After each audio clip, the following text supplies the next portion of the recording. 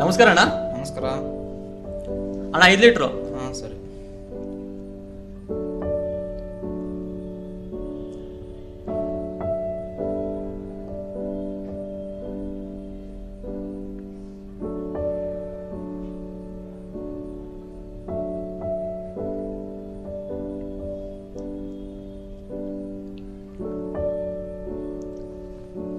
ಅಣ್ಣ ಹೋಗ್ಬರ್ತೀನಿ ಅಣ್ಣ. ಹಾಂ ಸರಿನಪ್ಪ ಹೋಗ. ಅಣ್ಣ ನಮಸ್ಕಾರ. ನಮಸ್ಕಾರನಪ್ಪ. ಅಣ್ಣ 5. ಹಾಂ ಸರಿ.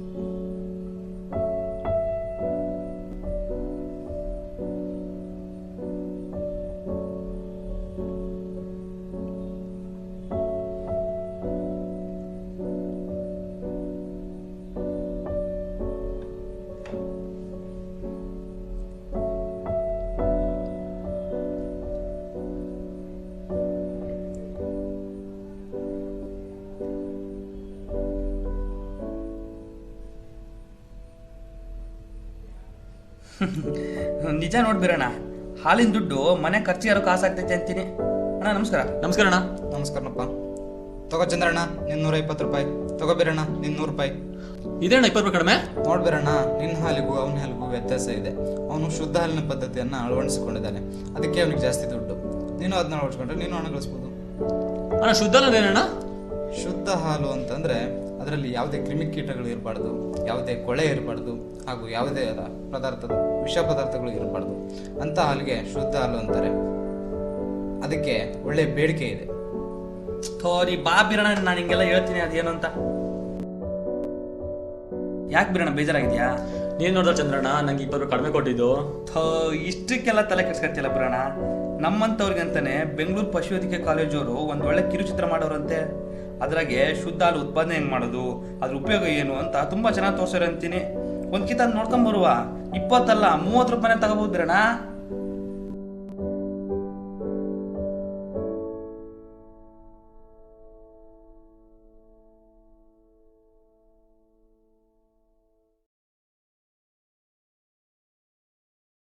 ಹಾಲು ಒಂದು ಸಂಪೂರ್ಣ ಸಮತೋಲನ ಪೌಷ್ಟಿಕ ಆಹಾರವಾಗಿದ್ದು, ಇದರಲ್ಲಿ ಮಾನವನಿಗೆ ಅಗತ್ಯವಾದ ನೀರು, ಕೊಬ್ಬು, ಸಸಾರಜನಕ, ಪ್ರೋಟೀನ್, ಲ್ಯಾಕ್ಟೋಸ್, ಖನಿಜಾಂಶ ಮತ್ತು ಇತರೆ ಜೀವಸತ್ವಗಳಾದ vitamin A, D, E, K ಮತ್ತು ಬಿ ಕಾಂಪ್ಲೆಕ್ಸ್ಗಳಿಂದ ಕೂಡಿರುತ್ತದೆ.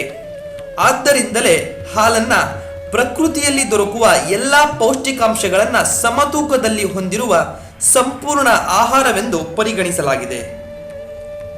ಭಾರತ ಇಂದು ಹಾಲಿನ ಉತ್ಪಾದನೆಯಲ್ಲಿ ಅಗ್ರಸ್ಥಾನದಲ್ಲಿ ಇದ್ದರೂ ಕೂಡ ಗುಣಮಟ್ಟಕ್ಕೆ ಹೋಲಿಸಿದರೆ ಇತರೆ ಅಭಿವೃದ್ಧಿ ರಾಷ್ಟ್ರಗಳಿಗಿಂತ ಕೆಳಮಟ್ಟದಲ್ಲಿರುವುದು ತೀರಾ ಬೇಸರವಾದ ಸಂಗತಿ.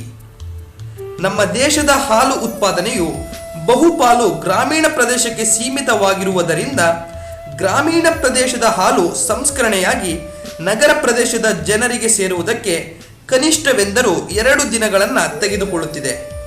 ಇದರಿಂದಾಗಿ ಹಾಲಿನ ಗುಣಮಟ್ಟವನ್ನು ಕಾಪಾಡುವಲ್ಲಿ ಅನುಸರಿಸುತ್ತಿರುವ ಸಂಸ್ಕರಣಾ ವೆಚ್ಚಗಳು ದಿನದಿಂದ ದಿನಕ್ಕೆ ಹೆಚ್ಚಾಗುತ್ತಲೇ ಸಾಗುತ್ತಲಿದೆ. ಈ ದಿಶೆಯಿಂದ ಹಾಲಿನ ಗುಣಮಟ್ಟವನ್ನು ಉತ್ಪಾದನಾ ಮಟ್ಟದಿಂದಲೇ, ಅಂದರೆ ಹಸುವಿನ ಹಾಲನ್ನ ಹಿಂಡುವ ಹಂತದಿಂದಲೇ ಅಭಿವೃದ್ಧಿಪಡಿಸಬೇಕಾದ ಅವಶ್ಯಕತೆಯನ್ನ ಮನಗಂಡು ಶುದ್ಧ ಹಾಲಿನ ಉತ್ಪಾದನೆಯನ್ನ ರೈತರು ಇಂದು ಅನುಸರಿಸಬೇಕಾಗಿರುವುದು ಅತ್ಯವಶ್ಯಕವಾಗಿದೆ. ಶುದ್ಧ ಹಾಲು ಎಂದರೇನು?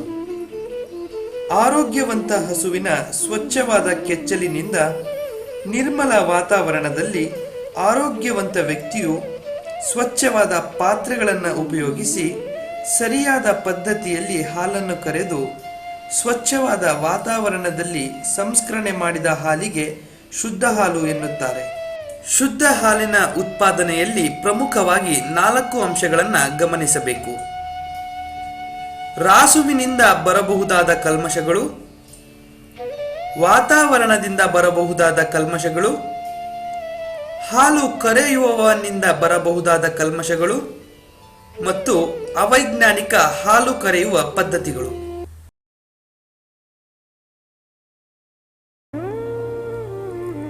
ಹಾಲನ್ನ ಯಾವಾಗಲೂ ಆರೋಗ್ಯವಂತ ರಾಸುವಿನಿಂದ ಪಡೆಯಬೇಕಾಗಿರುವುದರಿಂದ ಸಾಧ್ಯವಾದರೆ ದಿನಕ್ಕೆ 1 ಬಾರಿಯಾದರೂ ಆಕಳನ್ನ ಸಂಪೂರ್ಣವಾಗಿ ತೊಳೆಯುವುದು ಉತ್ತಮ.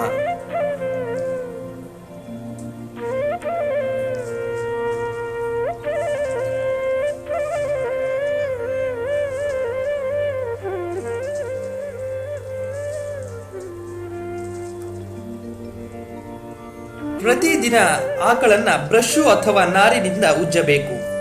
ಹೀಗೆ ಮಾಡುವುದರಿಂದ ಮೇಲ್ಮೈಯಲ್ಲಿನ ರಕ್ತ ಸಂಚಾರ ಉತ್ತಮಗೊಳ್ಳುವುದಲ್ಲದೆ ಹಸುವಿನ ಮೇಲೆ ಇರಬಹುದಾದ ಹೇನು, ನುಸಿ, ಚಿಗಟೆಯಂತಹ ಕ್ರಿಮಿಕೀಟಗಳಿಂದ ಮುಕ್ತ ಮಾಡಬಹುದು.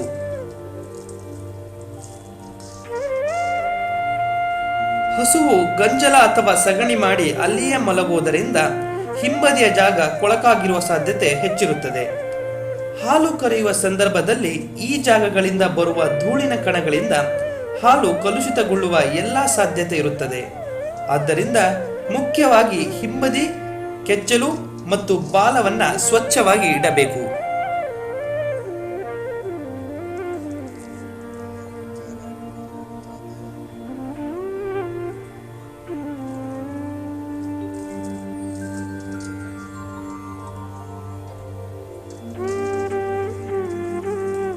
ಈ ಒಂದು ಶುದ್ಧ ಹಾಲಿನ ಉತ್ಪಾದನೆಯಲ್ಲಿ ಕೆಚ್ಚಲಿನ ನೈರ್ಮಲ್ಯತೆಯು ಅತ್ಯಂತ ಪ್ರಮುಖ ಪಾತ್ರವನ್ನ ವಹಿಸುತ್ತದೆ.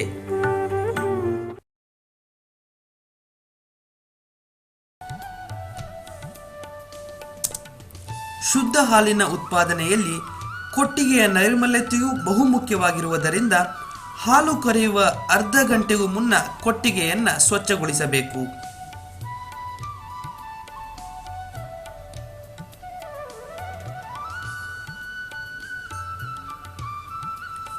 ಕೊಟ್ಟಿಗೆಯ ನೆಲವು ಕಲ್ಲಿನ ಚಪ್ಪಡಿ ಅಥವಾ ಕಾಂಕ್ರೀಟಿನಿಂದ ಮಾಡಿದ್ದಾಗಿರಬೇಕು.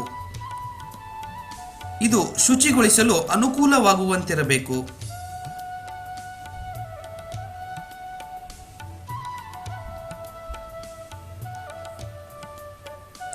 ಹತ್ತು % ಫಿನಾಲ್ ದ್ರಾವಣವನ್ನ ನೀರಿಗೆ ಬೆರೆಸಿ ನೆಲವನ್ನ ಶುಚಿಗೊಳಿಸಬೇಕು. ಇದರಿಂದ ನೊಣ, ಸೊಳ್ಳೆ, ಕ್ರಿಮಿಕೀಟ ಮತ್ತು ಇತರೆ ಸೂಕ್ಷ್ಮಾಣು ಜೀವಿಗಳನ್ನು ತಡೆಯಬಹುದಾಗಿದೆ.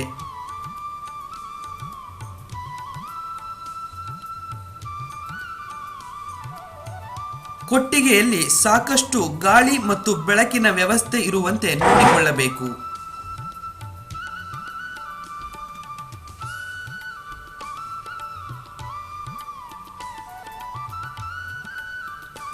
ಕೊಟ್ಟಿಗೆಯಲ್ಲಿ ಗಂಜಲು ಮತ್ತು ನೀರು ಸರಾಗವಾಗಿ ಹರಿಯಲು ಕಾಲುವೆ ವ್ಯವಸ್ಥೆ ಇರಬೇಕು ಮತ್ತು ಪ್ರತಿದಿನವೂ ಅದನ್ನು ಸ್ವಚ್ಛಗೊಳಿಸಬೇಕು.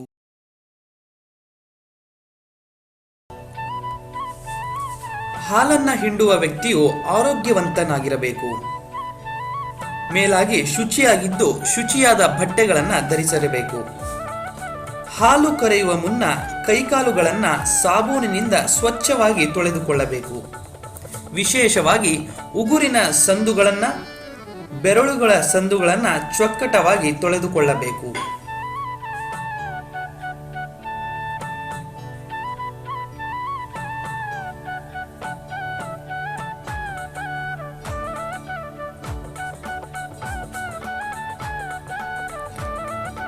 ರೋಗವಿರುವ ಮನುಷ್ಯನಿಂದ ಆಕಳಿಗೆ, ಆಕಳಿನಿಂದ ಹಾಲಿಗೆ ರೋಗಾಣುಗಳು ಸೇರಲ್ಪಡುವುದರಿಂದ ವೈಯಕ್ತಿಕ ಶುದ್ಧತೆಯ ಬಗ್ಗೆಯೂ ಕೂಡ ಗಮನವನ್ನು ಕೊಡಬೇಕಾಗುವುದು ತುಂಬಾ ಮುಖ್ಯವಾಗಿರುತ್ತದೆ.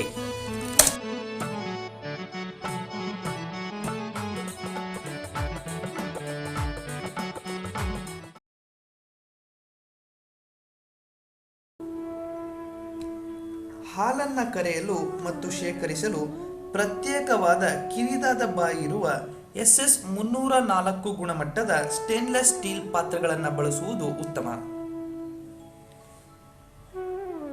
ಹಾಲಿನ ಪಾತ್ರೆಗಳನ್ನು ಸೋಪಿನ ಪುಡಿ ಇಲ್ಲವೇ ವಾಷಿಂಗ್ ಸೋಡಾದಿಂದ ಸ್ವಚ್ಛಗೊಳಿಸಬೇಕು. ವಿಶೇಷವಾಗಿ ಪಾತ್ರೆಯ ತಳಭಾಗ ಮತ್ತು ಕಂಠದ ಬಿರುಕುಗಳನ್ನು ಚೆನ್ನಾಗಿ ಉಜ್ಜಬೇಕು. ಏಕೆಂದರೆ ಹಿಂದಿನ ಹಾಲಿನ ಘನ ಪದಾರ್ಥಗಳು ಅಲ್ಲಿ ಶೇಖರಣೆಯಾಗಿರುವುದರಿಂದ ಹಾಲು ಹುಳಿಯಾಗುವ ಎಲ್ಲ ಸಾಧ್ಯತೆಗಳು ಹೆಚ್ಚಾಗಿರುತ್ತದೆ.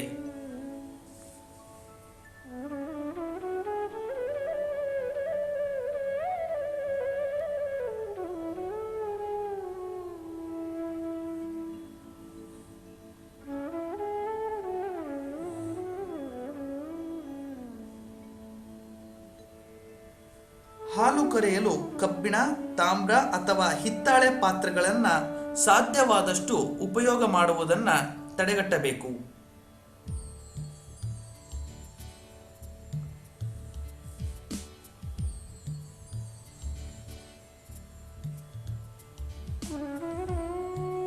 ತೊಳೆದ ಪಾತ್ರೆಗಳನ್ನ ಬಿಸಿಲಿನಲ್ಲಿ ಬುಡ ಮೇಲಾಗಿ ಇಟ್ಟು ಒಣಗಿಸಬೇಕು.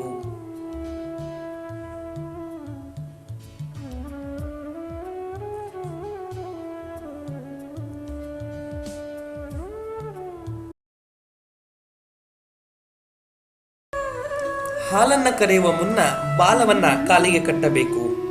ಹೀಗೆ ಮಾಡುವುದರಿಂದ ಹಾಲು ಕರೆಯುವ ಸಂದರ್ಭದಲ್ಲಿ ಬಾಲದಿಂದ ಹಾಲಿಗೆ ಸೇರಬಹುದಾದ ಸಗಣಿ ಮತ್ತು ಇತರೆ ಕಲ್ಮಶಗಳನ್ನು ತಡೆಯಬಹುದಾಗಿದೆ.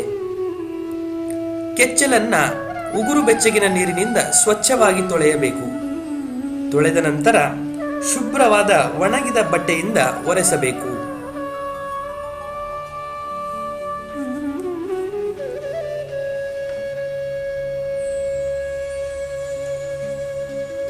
ಹಾಲನ್ನ ಕರೆಯುವ ಪ್ರಾರಂಭದಲ್ಲಿ ಪ್ರತಿ ತೊಟ್ಟಿನಿಂದಲೂ ಒಂದೆರಡು ಸಾರಿ ಹಾಲನ್ನ ಕರೆದು ಹೊರಚೆಲ್ಲಬೇಕು. ಇದರಿಂದ ಕೆಚ್ಚಲಿನಲ್ಲಿರುವ ಜೀವಾಣುಗಳು ಹೊರದಬ್ಬಲ್ಪಡುತ್ತವೆ.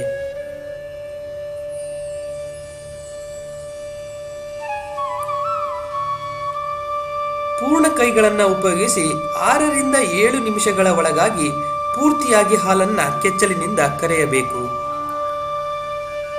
ಹೆಬ್ಬೆಟ್ಟನ್ನು ಒತ್ತಿ ಕರೆಯುವ ಪದ್ಧತಿಯಿಂದ ಕೆಚ್ಚಲು ನಂಜಾಗುವ ಸಾಧ್ಯತೆ ಹೆಚ್ಚಾಗಿರುವುದರಿಂದ ಪೂರ್ಣ ಕೈ ಉಪಯೋಗಿಸಿಯೇ ಹಾಲನ್ನು ಕರೆಯುವುದು ಉತ್ತಮ.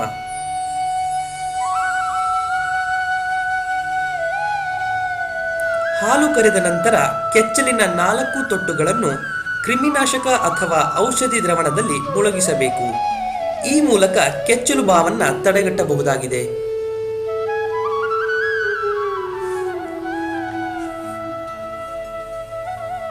ಕರೆದ ಹಾಲನ್ನ ಬಟ್ಟೆ ಅಥವಾ ಜಾಲರಿಯ ಮೂಲಕ ಸೋಸಿ ಸಂಸ್ಕರಿಸಬೇಕು.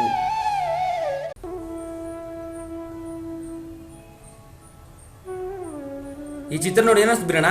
ನಾನು ಕೂಡ ಇನ್ಮೇಲೆ ಶುದ್ಧ ಹಾಲು ಉತ್ಪಾದನೆ ಮಾಡ್ತೀನಿ ಚಂದ್ರಣ್ಣ. ಮಾಡು ಒಳ್ಳೆ ದುಡ್ಡು ಗಳಿಸ್ಬೋದು. ಆಯ್ತಣ್ಣ.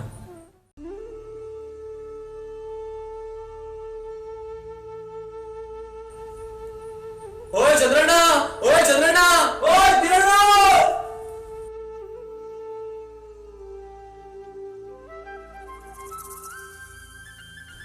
ಅಬ್ಬಾ ಏನ್ ಬಿರಣ, ಹೊಸ ಬೈಕ್ ಬೇರೆ ತಗೊಂಡ್ಬಿಟ್ಟಿದ್ಯಾ? ಮತ್ತೇನಣ್ಣ, ನೀನ್ ಮಾತ್ರ ಶುದ್ಧ ದುಡ್ಡು ತಗೊಂಡ್ ನಾ ಅಂತ ಬರ್ತದೆ ಬೈಕಾ? ಓ, ನೀ ಬಲ ಘಾಟಿ ಇದೆಯಾ ಬಿಡು ಬಿರಣ. ನಾನು ಒಂದು ನೋಡಿಸ್ತೀನಿ, ಕೊಡು ಬಿರಣ. ಹೆಂಗೈತ್ ನೋಡುವ. ತಗಲಣ್ಣ.